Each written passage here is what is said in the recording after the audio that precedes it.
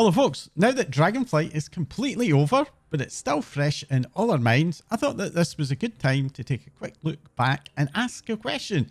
So how did Dragonflight end up? Whenever older expansions are discussed, I often see commentators talking about recency bias and that we often change our opinions about them over time. So it may also be fun someday to come back to this video and look at it and see if I still agree with what I have to say here. The initial level up experience of a new World of Warcraft expansion is honestly the one bit of the whole cycle that I don't think Blizzard have ever got wrong, even through the worst of the expansions, and Dragonflight was no exception. The overall leveling up experience for me was very well paced. I really loved the varied environments of the zone. That feeling that around every new corner would be like something new to discover or something to find out. The pacing of the storylines I thought were also generally very good. The periods, for example, in the Waking Shore, the bit of bromance between Rathian and Sibelian I thought was very well executed, and Alex Strazzer's withering put down of the two at the end when they were bickering was just great. Moving on to the other parts of the expansion, I mean, I liked the open design of the Anaran Plains, but for me it was definitely the Azure Span that was the highlight. Sindri Gosa was such an incredibly good character that it actually broke my heart right from the very start. The knowledge that obviously as an arcane simulacrum she wasn't actually a character that had a big future, and I kind of think that was a bit of a shame, but she was very much one of those cases where everything just came together. The writing, the voice acting, the characterization, it was really great. And it wasn't the only highlight in the Azure Span. I also found that moment when Razageth was threatening us all and she tells Caligos he's going to die cold and alone. And then Senegos turns up with a "he is not alone" was also one of those really climactic moments, I think. Personally for me, you know, that's a common storytelling trope, but I think it's so common because it is just such a good one. Moving on to Thuldrazus, that was probably the weakest of all of the zones. The storyline there about the rebellion and the bronze dragonflight didn't really fully gel for me, albeit the bit where we do go running through time and we're dealing with Eternus was obviously quite a lot of fun. It wasn't all perfect, of course. There were certainly some areas where I found that the writing style was very inconsistent. Now, you're always going to get a bit of that when you've got something being written by a big team. But in this case, you know, the majority of the leveling up experience, I think, is kind of written in the style of being for adults, but also suitable for teens. But there were several places where I think the style, mostly in the quest logs, but a couple of times in the voice acting, kind of fell over the line of being written for young teens. And even in a couple of cases, I'd say there was stuff that snuck in that felt more like it was being written for a 7 to 12 age group. And I found those elements of it a bit kind of strange and jarring. One example of that was Andante Normu, who was the big Tauren bronze dragon over in Thuldrazus. I think his characterization and the characterization of his student was very much the absent-minded professor and the eccentric student trope. That's something I kind of remember from like my younger reading years. You know, it's really something you'd expect in a kind of 7 to 12 age group book, and not in something that's written to adults. But, you know, those were actually kind of minor glitches and an overall experience, I think, that came together very well. One other thing I really do like with the modern leveling experiences, and this has been starting to come in since BFA, but it seems to just, with every new expansion, they rise to new heights, is the level of voice acting and acted out, not cutscenes as such, but those heavily scripted areas where the NPCs you're dealing with will move about and, you know, they'll tell little stories. I think that is doing a lot to add a lot more depth and color to the overall leveling experience. It does have a slight downside in that it becoming ever more and more on rails, but I think the benefits of that deeper experience kind of offset that kind of linear feeling that we are trying to get. Moving on now from the level up experience to the storyline experience. And I personally found that the main storyline during leveling up was really good. I really enjoyed Alex Strazzer's characterization. I enjoyed the setup of Rathian and Sibelian's bromance. Something that was a little bit odd that didn't land for me was the story of, I think it was Sendrax was the name of the Draconid we meet early on, and who ultimately sacrifices themselves for us to save an egg. That moment where we pick up the egg and run through the zone, unable to fly or take off, should have really been a big emotional hit. But for me, it didn't really land for some reason. And I've kind of been asking myself, you know, why didn't something that should have been so good just kind of come out a bit meh? And I think the problem was that at the ending, I take the egg, I lay the egg down, and they're like, oh, we need to kind of summon the Major Domo to discuss that. But the Major Domo's kind of attitude to, oh, you know, there was no thanks for my character for saving one of our kids. It's just like, oh, I guess I should fly you up to speak to Alice Straza. I don't really want to carry you, but here we go.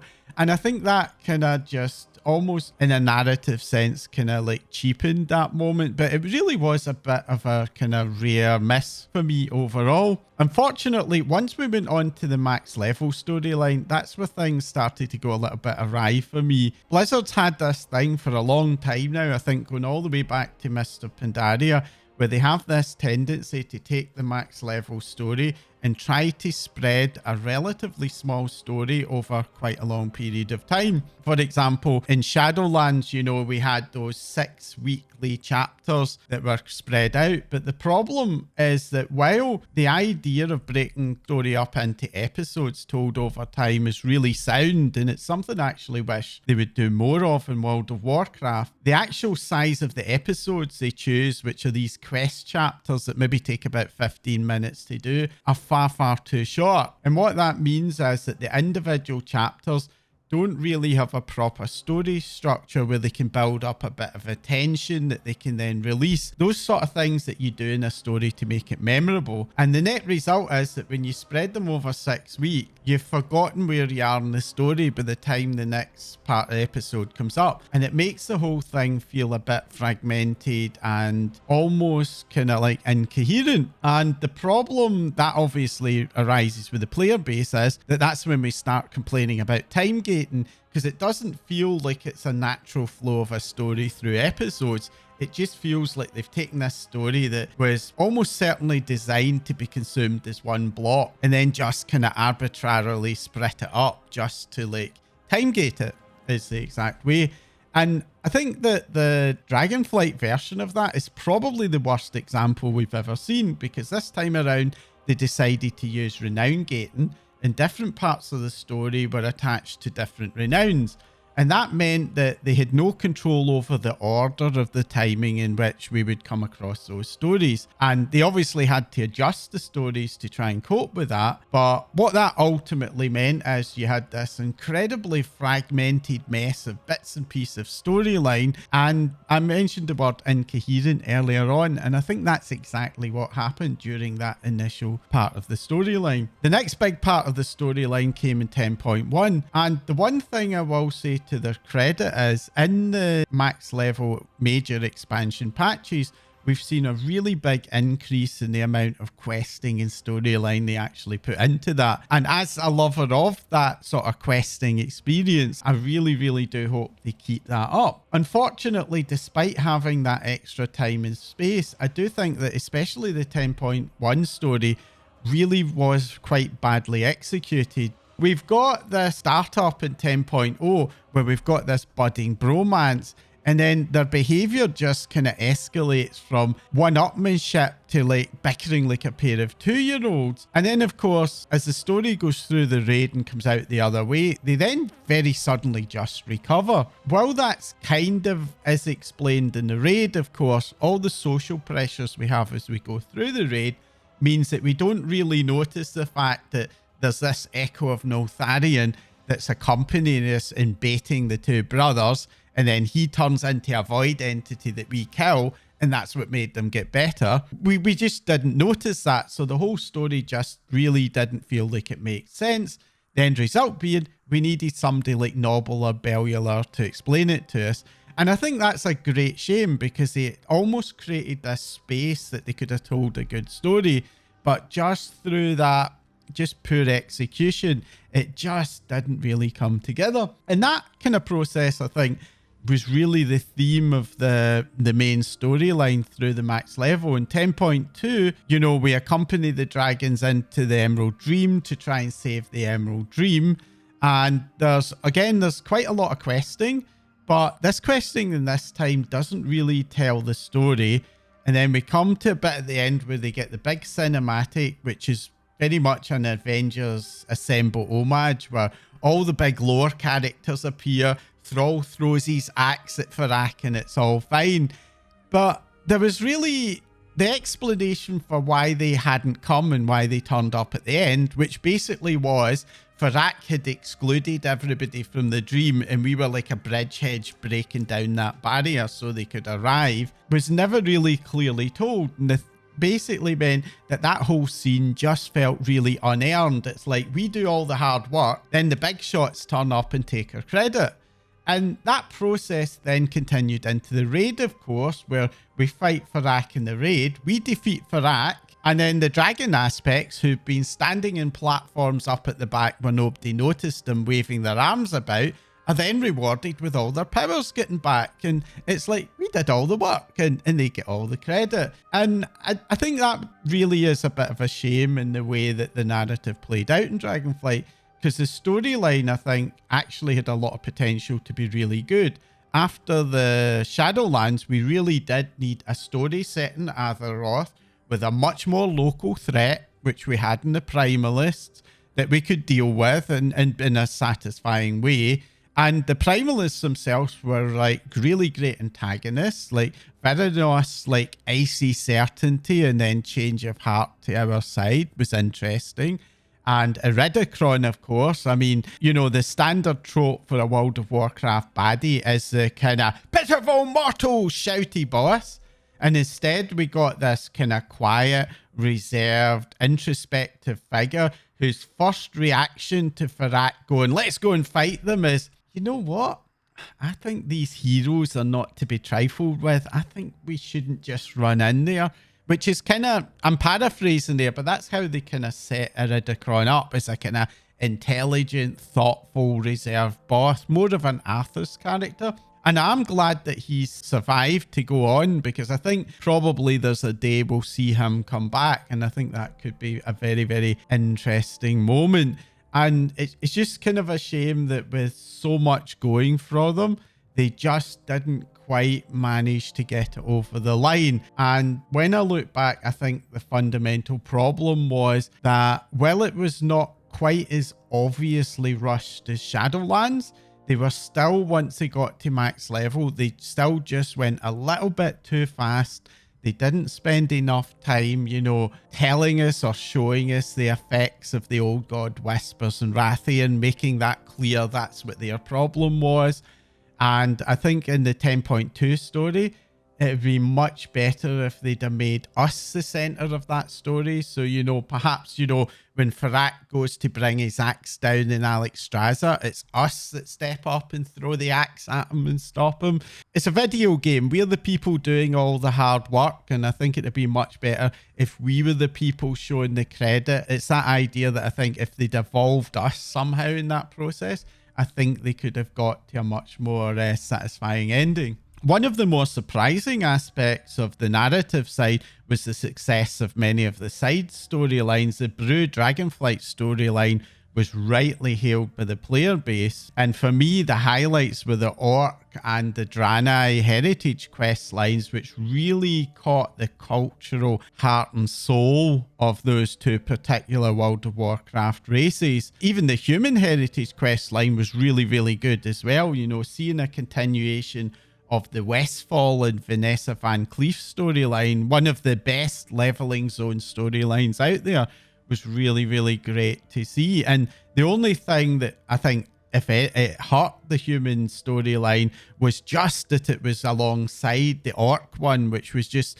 you know, so far ahead of everything else. That's not to say all the side stories were like perfect. The storyline of trying to restore the Mother Oath Stone and bring Heer back, let's be honest, it was a bit of a mess. What do I think overall with the narrative? I think it was a very mixed bag. It got off to a really good start, but it was affected partly by Blizzard's obsession with trying to and I'm going to use that word time gating again, because I don't think they do a good job of pacing their episodes. But also, I think they still have that problem where they've such a glut of time and space to fill at the start of an expansion, and then so little production and development time they can spend in the individual patches, that you get this situation where they spend 70% of the time on the first 10% of the story, and then the remaining 90% of the story, they kind of end up having to rush it just through those pressures of production. I hope with the World Soul Saga and the idea of kind of spreading a story across 3 expansions, that'll give them a bit more space to slow that pacing down. But that's so much of an execution issue for the team that I don't think the World Soul Saga will guarantee that. I think it's something that the team very much have to prove to us as players that they're capable of doing. Anyway, moving on to the sort of gameplay side, the big back of the box feature was Dragonriding, of course. Now,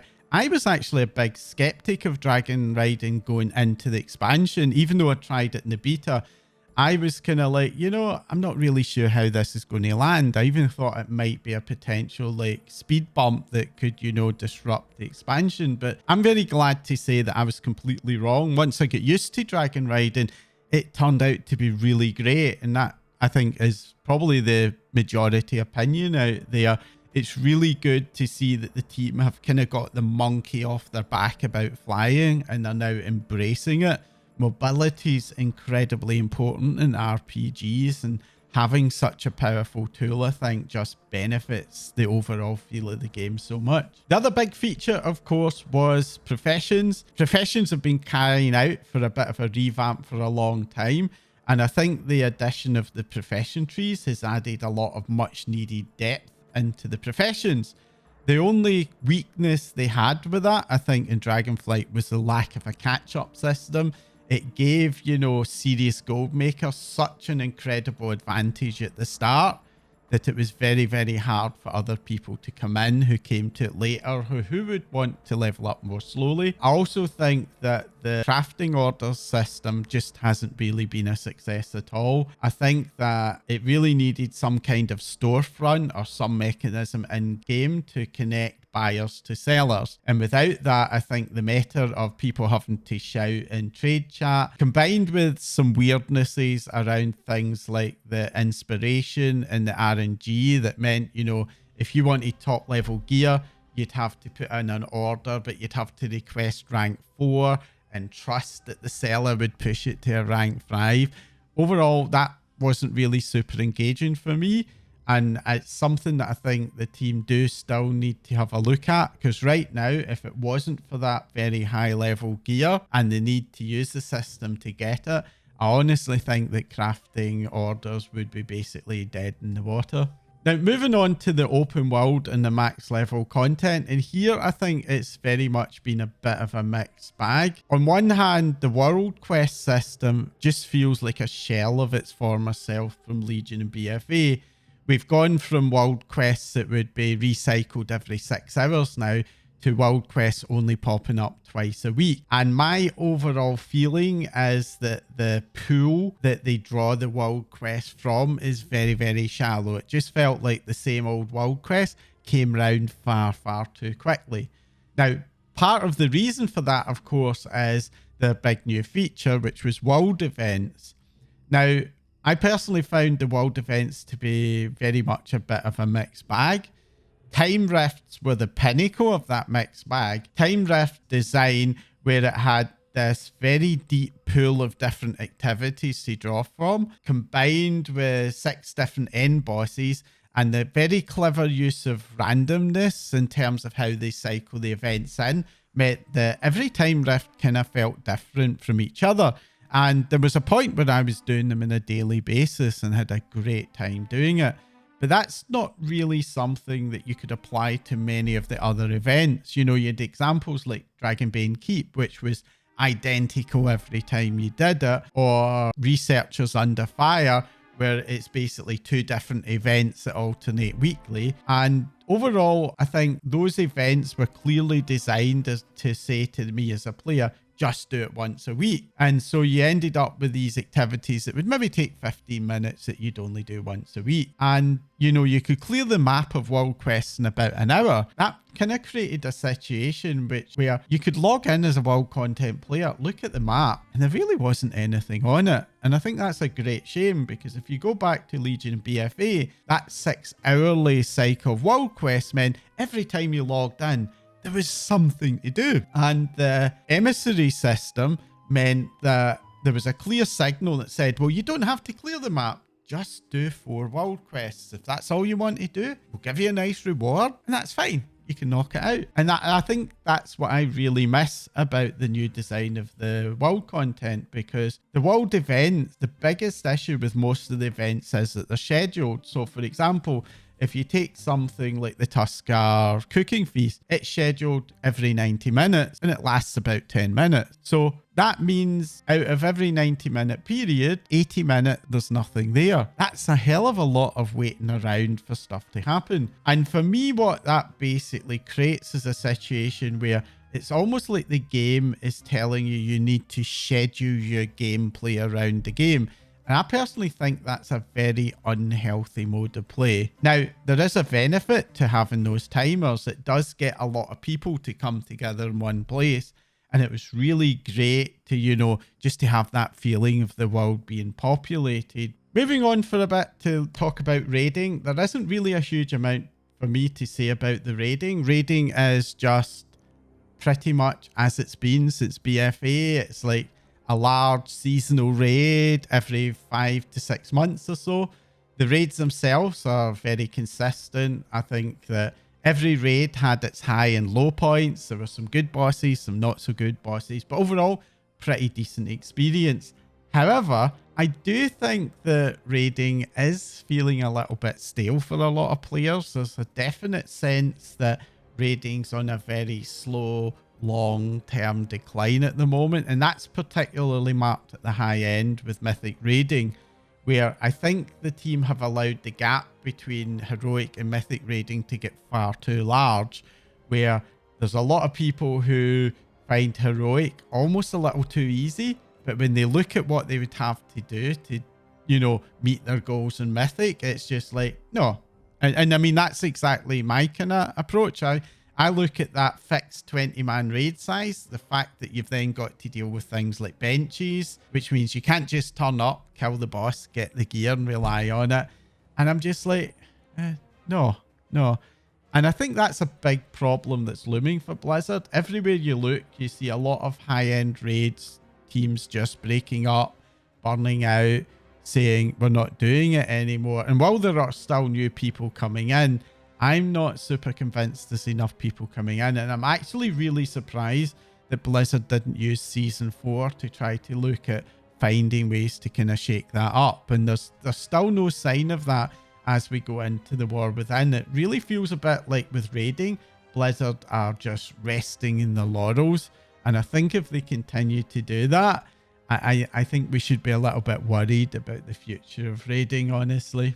In sharp contrast, of course, Mythic Plus, which is probably now the most important PvE endgame component of the game, just seems to go from strength to strength. The introduction of the policy of using older dungeons to kind of shake up the different seasons in Mythic Plus, I think has been a big success. It's been great fun having completely fresh Mythic Plus seasons every 5 months or so. Mythic Plus probably also benefited a lot from the new reward system, and that all kind of culminated in Season 3 of Dragonflight, where we had what, in my opinion, was the best Mythic Plus season ever. And that's probably as good a time as any to talk about the reward system, because of course in Season 2 of Dragonflight, we got the brand new upgrade system. Now that upgrade system, let's be honest, it's ferociously complex. It's a bit hard to follow, but in terms of the results, it has been outstanding in how it's transformed the game.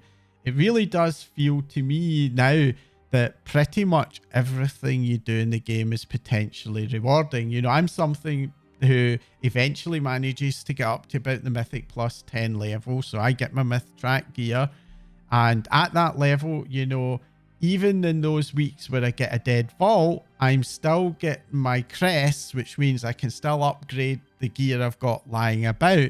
So I'm still able to make that forward progression. Because the one downside with Mythic Plus before was you get a lot of progression at the start, but once you've kind of got all your sort of like end of dungeon gear on your character, those weeks where you get nothing from the vault was pretty much, well, you get nothing from the vault. Maybe if you're lucky, you might get a socket, but really your character doesn't move forward. Whereas with a new system, that feeling of moving your character forward lasts so much further into the season. Now, I do know that that hasn't been the case for very high-end players, people who do both Mythic raiding and a lot of high-end Mythic Plus can rip through all the upgrade system very, very quickly. And that is one worry I have, that obviously they're quite vocal about that, and we see Blizzard reacting to that by trying to extend now the amount of time you spend on it. And I think that's actually a mistake in Blizzard's part, because I would consider myself as someone who, you know, does enough Mythic Plus to fill the vault. If even that, you know, later on, I'll only do 4 dungeons, just, you know, one night of dungeons and that's it. And at that level of pace, the upgrade system's perfect, because it's not really until the final weeks of the season that you kind of run out of progress. And I do hope that Blizzard do manage to thread that needle where they can keep it interesting for high level players, but at the same time, they can at least allow players like me to still get to a done state without, you know, having to say, well, you're going to have to do 16 dungeons a week or something like that. But anyway, backing up, I think that upgrade system it's been an unambiguous success, and I think a big part of the success of Dragonflight. Now, I mentioned in the open world content that I felt they kind of ran out of steam a bit towards the end there. A real good example of that is Season 4. Now, in Shadowlands, my attitude to Season 4 was, it's obvious we're not going to get another raid in Shadowlands. Like, there's no way they could manage to do it without delaying the next expansion into another year, which none of us wanted in Shadowlands. So doing the Season 4 with the sort of best hits type approach was a really good way to at least give us something to do.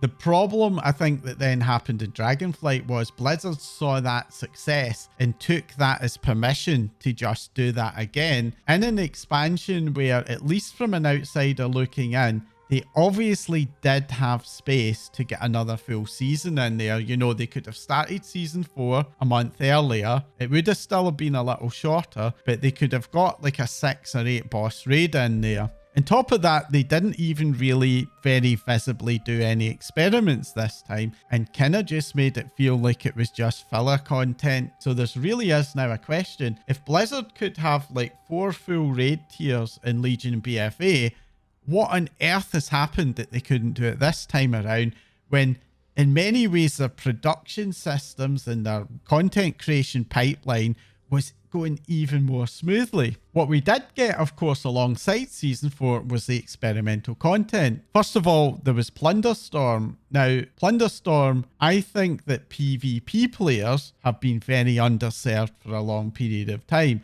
and I think they thoroughly deserve to have a patch that had some new PvP content that was a bit different in it. However, I do think that Blizzard botched its introduction quite badly. I think that making the patch be this mysterious pirate patch surprise, then sitting and almost certainly watching the community speculation where we are basically assuming it's PvE content, not stepping in to say, hey, you should maybe know this is a PvP only patch, and then dropping the surprise onto us. And the problem with any surprise is there's always a chance the person you're surprising doesn't like the surprise. And I mean, we've all had that experience. You know, there's the the distant auntie that turns up for Christmas with a big box and it turns out to have 20 socks in it. And we have to sit there and smile and be kind to her when we're like, I wouldn't even wear these horrible socks if I wanted to. And that is kind of how I've heard the official announcement of Plunderstorm. And the other problem I think they had with Plunderstorm is they obviously wanted to try and get PvE players to try it because they were obviously very proud of it. And so they tried to sell it to us as also PvE content. Now, that's completely ridiculous because a battle royale, that core mechanic where, you know, the storm closes in and crushing everybody together, there's only one way that can end. You're either going to have to sit there and be killed by a PvPer, or you're going to have to do PvP. So there's no way that any rational person would consider that to be PvE, even though, yeah, you could kind of avoid the content, but your only option there was, you know, to go in, collect your plunder, and then run into the storm and effectively drown your character, which I tried a bit of that, and it felt absolutely horrible. And that, I think, was exacerbated by that massive renown track. I personally think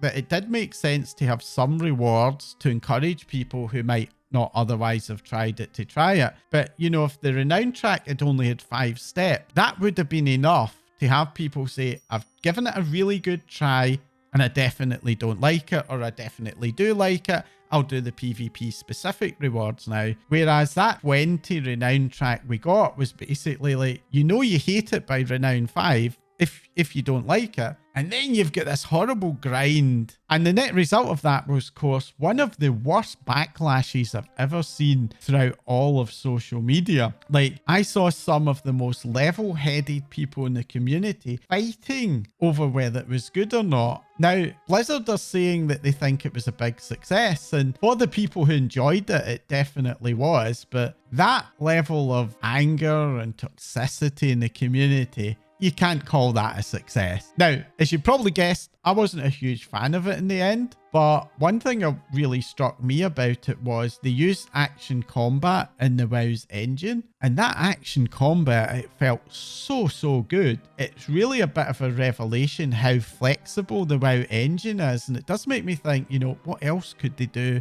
with the World of Warcraft engine? Perhaps not as a mini game inside WoW, but could they use this engine to build a World of Warcraft like single player RPG story? The other bit of experimental content was far less controversial, and that was WoW Remix. Honestly, I haven't been able to find anybody who's been really negative about the concept. They obviously did have some issues at the start. That first couple of weeks where we had the Gulp farm that they nerfed, and then other farms emerged that they nerfed. There were certainly a few days at the start but it felt like the developers were kind of doing like a fun police whack-a-mole with the player base. Now that did very abruptly stop. Once they got over that phase and they got the rewards tuned, I think in the end it landed really well. Now, I personally, my only real interest in it was leveling up a couple of characters, consuming the storyline, getting the various mount rewards, and I was as happy as Larry doing that. But I have some very good friends who did the endgame stuff and they had an absolute ball as well. And for me, what this demonstrates is World of Warcraft has this incredible wealth of old content that's largely just abandoned. The end result, of course, is that most of World of Warcraft feels like a bit of a ghost town. And I think what Remix is showing is that there are ways that they can bring that old content and leverage it and bring it into relevance. Obviously, you know, Remix was a bit of a prison and that allowed them to do some extra stuff, but I can't help but thinking, you know, could the team take some of those concepts they've learned and apply them to the open world? For example, could we get a version of Remix which is a Mists of Pandaria alt leveling experience where you can level up through a curated story, maybe even level up through dungeons? You could use the follower system. You know, there's just so much content just sitting there, mouldering away in the corners of, you know, the world of Azeroth that they could be leveraging to just expand our player horizons and, you know, just give us more to do.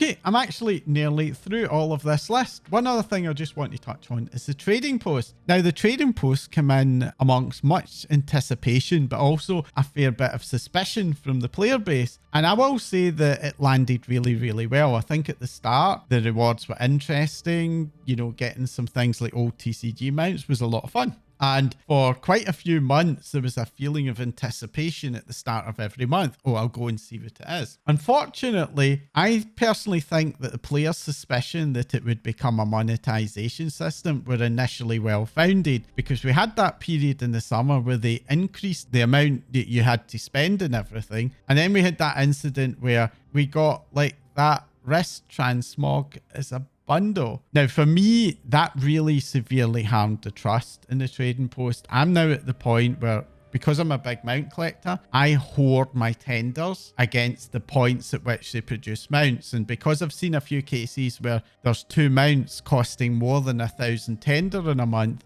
I've been taught I can't trust the system now. I have to do that hoarding.